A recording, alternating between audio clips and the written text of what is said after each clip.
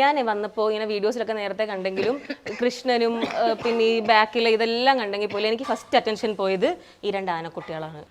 ഇത് വെള്ളാരം കല്ലിനെ കൊണ്ട് ഉണ്ടാക്കിയതാണോ എന്ന് ചോദിച്ചാൽ ഇത് ആക്ച്വലി പ്യുവർ മാർബിൾ അല്ലേ? പ്യുവർ മാർബിൾ ആണ്. ഒരു 50 കിലോ ഉണ്ടാവും ആ വെയിറ്റ്. ജസ്റ്റ് വേണമെങ്കിൽ എടുത്തു നോക്കി. ഒരെണ്ണം 50 കിലോ ഉണ്ടാവും. പൊട്ടിക്കരുതേ, പൊന്തില്ല. മാക്സിമം ട്രൈ ചെയ്യൂ. എടുക്കാൻ പറ്റുന്നില്ലേ? ഇല്ല ചേച്ചി, സത്യമായിട്ടും പറ്റുന്നില്ല. ഇത് അഭിനയമല്ല കേട്ടോ, എനിക്കും പറ്റുന്നില്ല. എനിക്ക് ഒരു വേദന എടുക്കുക, ഒരു പിടിക്കും.